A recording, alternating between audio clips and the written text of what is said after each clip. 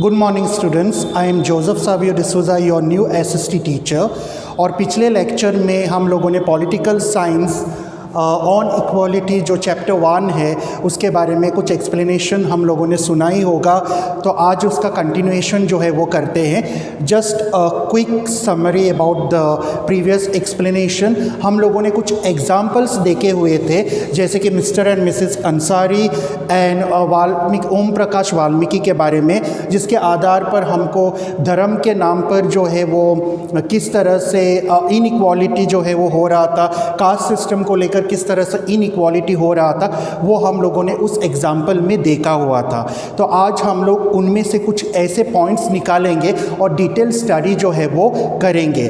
सबसे पहला पॉइंट जो है वो उनमें से निकलता है वो है रिकॉग्नाइजिंग डिग्निटी। जैसे कि दोनों इंसिडेंट्स में हम लोगों ने क्या देखा है कि उनकी जो डिग्निटी है, उनका जो आत्मसम्मान है, उनका जो गौरव है वो हर्ट हो चुका था। जैसे कि जो वाल्मीकि जो थे वो एक छोटे से बच्चे थे, और क्योंकि वे निम्न जाति में से आते थे, इसलिए टीचर्स जो है उनसे बहुत सारा काम जो है वो करवाते थे, जैसे कि स्कूल के सराउंडिंग्स को साफ़ करना, बेंचेस को क्लीन करना। और क्योंकि वे छोटे थे इसलिए वे कुछ कर नहीं सकते थे। ओके, तो ऐसा हो गया कि उनका जो आत्मसम्मान है, उनकी जो डिग्निटी है वो वहाँ पर वायोलेट जो है वो हो गई। दूसरे इंसिडेंट में जहाँ पर मिस्टर एंड मिसेस अंसारी के बारे में हम लोगों ने देखा कि वे मुस्लिम होने की वजह से उनको कहीं पर भी किराए पर मकान जो है वो नहीं मिल रहा था, और अंत में जो है उनको यह कहा गया था कि आप जो है अपना नाम जो है बस थोड़ा सा चेंज कीजिएगा और मिस्टर एंड मिसेस अंसारी के बदले में मिस्टर एंड मिसेस कुमार रखिएगा, जिससे कि टेम्परेली जो है वो रहने के लिए जो है वो किराए पर मकान जो है वो मिल जाए। तो वहाँ पर भी उनकी डिग्निटी, उनका आत्मसम्मान, उनका जो गौरव, सेल्फ रिस्पेक्ट जो है वो उनको वहाँ पर ठेस पहुँच गई।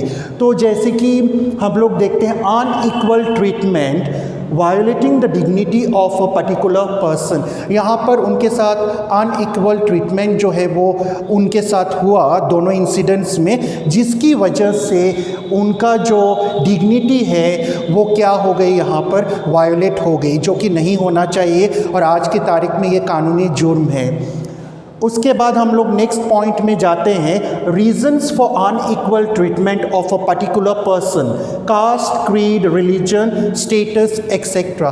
क्या है वो कारण जिसके आधार पर अनइक्वल ट्रीटमेंट जो है एक बंदे को सहन करना पड़ता है। कई बार ऊंच नीच, जैसे कि अमीर गरीब, एजुकेशनल स्टेटस, कई बार कुछ गांव को लेकर, शहर को लेकर, धर्म को लेकर, कास्ट को लेकर, ऐसे बहुत सारे कारण है जिसके आधार पर अनइक्वल ट्रीटमेंट जो है वो मिलता है, जिसकी वजह से उस बंदे की डिग्निटी जो है या गौरव, आत्मसम्मान, सेल्फ रिस्पेक्ट जो है उनको ठेस जो है वो पहुंच जाती है।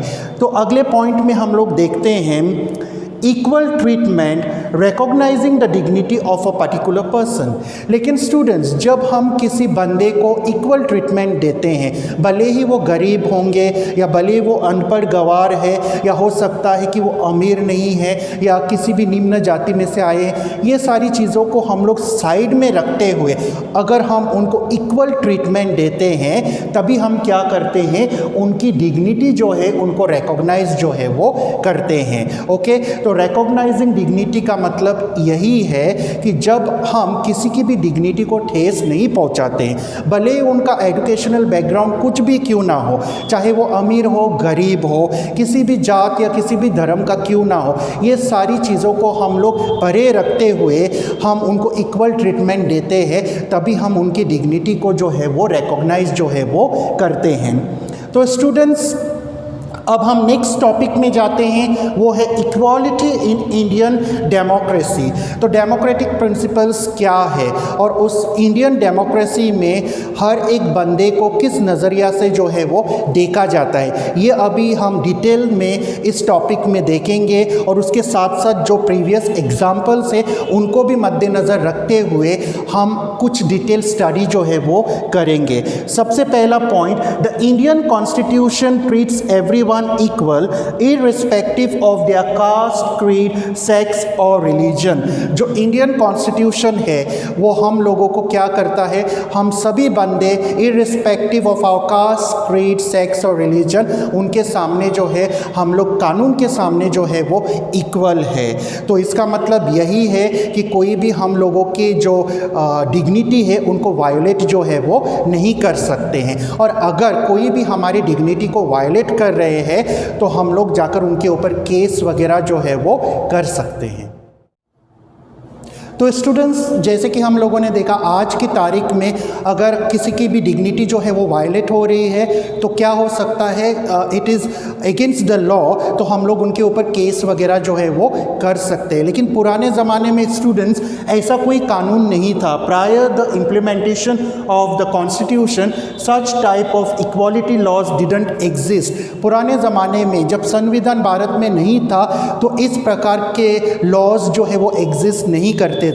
इसीलिए बहुत तरह के जो है अत्याचार और इनइक्वालिटी के ट्रीटमेंट जो है वो लोगों के ऊपर जो है वो हो रहे थे और उनको सज़ा देने के लिए या उनके ऊपर केस वगैरह करने के लिए इस प्रकार के लॉज वगैरह जो है वो एग्जिस्ट नहीं थे, क्योंकि उस वक्त भारतीय कॉन्स्टिट्यूशन या संविधान जो है वो नहीं था। लेकिन जब इंडियन कॉन्स्टिट्यूशन जो है वो यहाँ पर आ गया, इंडिया में जब इम्प्लीमेंट हो गया, तब से ये कानून जो है वो निकाला गया है। और जैसे कि मैंने पहले ही कहा है, आज की तारीख में अगर कोई भी आपकी डिग्निटी को वायलेट कर रहा है तो आप जाकर उनके ऊपर केस वगैरह जो है वो कर सकते हैं। How does equality is recognised in the Indian constitution. तो अभी हम लोग गहराई से देखेंगे स्टूडेंट्स कि जो भारतीय संविधान है उसमें इक्वालिटी को जो है वो किस तरह से रिकॉग्नाइज किया गया है। जैसे कि डेमोक्रेटिक प्रिंसिपल्स जो है वो हम लोग जानते हैं, और इंडियन डेमोक्रेसी के अंदर जो इंडियन कॉन्स्टिट्यूशन है उसमें जो है इक्वल ट्रीटमेंट जो है वो सभी को दिया जा रहा है। Everyone are considered equal before the law. हर एक बंदा, चाहे वो किसी भी जात, धर्म, कास्ट, क्रीड, रिलीजन, सेक्स या फिर उनका फाइनेंशियल स्टेटस, एजुकेशनल स्टेटस कुछ भी क्यों ना हो, सभी बंदे जो है, जो प्रधानमंत्री है उससे लेकर जो निम्न स्तर पर जो नौकरानियां काम करती हैं या नौकर जो काम करते, सभी को जो है कानून के सामने जो है वो इक्वल माना गया है। इसका मतलब ये है कि अगर कोई भी कुछ गलती करता है तो उनको इक्वल पनिशमेंट जो है वो दिया जाता है। उनके स्टेटस के ऊपर जो है वो पनिशमेंट डिपेंडेंट नहीं रहता है। उसी तरह से equal access to all public places. Okay, तो इक्वल एक्सेस जो है सभी पब्लिक प्लेसेस क्या होते हैं, जैसे कि धर्म मंदिर है, कुछ धर्म स्थल है, जैसे कि मंदिर हो गया, मस्जिद हो गया, चर्च हो गया। पब्लिक प्लेसेस में पार्क्स भी आते हैं, रेलवे स्टेशंस है, कुछ पब्लिक टॉयलेट्स है। इन जगहों पर हर एक बंदे को जाने के लिए जो है वो एक्सेस दिया गया है। भले उनका बैकग्राउंड कुछ भी क्यों ना हो, कोई भी बंदा जो है उनको रोक नहीं सकता है। और अगर कोई किसी को रोक रहा है क्योंकि वो गरीब है या निम्न जाति का है, या हो सकता है उनका फाइनेंशियल बैकग्राउंड सही नहीं है, और उनको कहीं भी किसी पब्लिक टॉयलेट में जाने से या पब्लिक जैसे कि पार्क्स वगैरह है वहाँ पर जाने से अगर कोई भी किसी को रोक रहा है तो ये उनकी डिग्निटी को वायोलेट कर रहा है, और वो बंदा जो है वो वहाँ पर जाके उनके ऊपर केस जो है वो कर सकता है।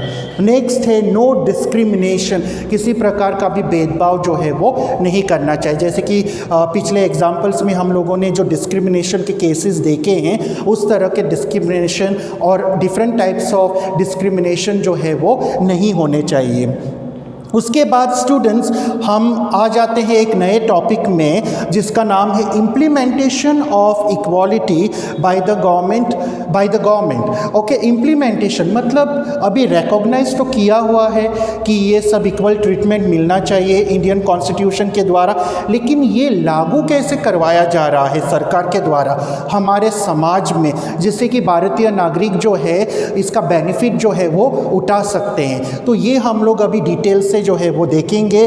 सबसे पहले है थ्रू लॉज, कानून के द्वारा, मतलब बहुत सारे ऐसे कानून है और अगर हम किसी प्रकार का भी भेदभाव कर रहे हैं तो हम कानून तोड़ रहे हैं और उस हिसाब से सीवियर पनिशमेंट भी जो है वो मिल सकता है। तो कानून के द्वारा ये सब लागू करवाया गया है, तो हम किसी प्रकार का भी भेदभाव वगैरह जो है वो किसी के ऊपर जो है या किसी के साथ जो है वो नहीं कर सकते। लेकिन स्टूडेंट्स, क्या इसका मतलब यही है कि पूरे भारत में भेदभाव जो है वो पूर्ण रूप से ख़त्म हो गया है?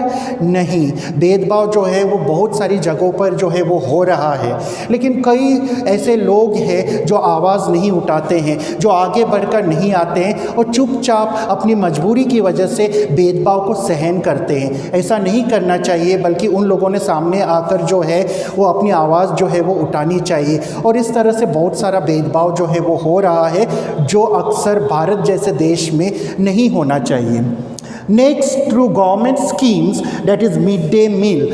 और कुछ गवर्नमेंट स्कीम्स जो है हमारे सामने जो है सरकार लेकर आए थे, और उनमें से एक है मिड डे मील, जिसमें ऐसा है कि सभी बच्चे जो है, चाहे वो उच्च जाति के हो, निम्न जाति के हो, वो सभी जो है स्कूल में, जो सरकारी स्कूल है वहाँ पर एक साथ बैठकर जो है वो भोजन जो है वो खा रहे थे। तो ये मिड डे मील, ये सारे स्कीम्स है जिसके आधार पर क्या हो रहा है कि ये इक्वल ट्रीटमेंट जो है वो सभी को जो है वो दिया जा रहा है। इरेडिकेटिंग अनटचेबिलिटी, अनटचेबिलिटी का मतलब आप लोगों को मालूम ही होगा, जैसे कि उच्च जाति के लोग जो है वो कुछ ऐसे दलित या निम्न जाति के जो लोग हैं उनको टच नहीं करते थे, उनको जैसे कि वर्शिप प्लेसेस, मंदिर वगैरह में उनको जाने की अनुमति नहीं देते थे। ये सारी चीज़ें जो है, अनटचेबिलिटी जो है वो सरकार के द्वारा इरेडिकेट मतलब जो है वो निकाला गया है। और अगर इसके बावजूद भी कहीं पर इस तरह के कांड जो है वो हो रहे हैं तो ये गलत हो रहा है और उस बंदे की डिग्निटी जो है या उनके राइट्स जो है वो वायलेट हो रहे हैं। और अगर ऐसा हो रहा है तो उस बंदे ने या फिर जो भी जानते हैं उन बंदों ने सामने निकल कर केस करके इस तरह से उन लोगों की मदद जो है वो करनी चाहिए। तो स्टूडेंट्स, हम लोगों ने आज ये सारी डिटेल स्टडी जो है वो अनइक्वल ट्रीटमेंट के ऊपर की हुई है। अगला टॉपिक जो है हम लोग अगले वीडियो में देखेंगे। Till then, thank you and enjoy yourself, have a great day.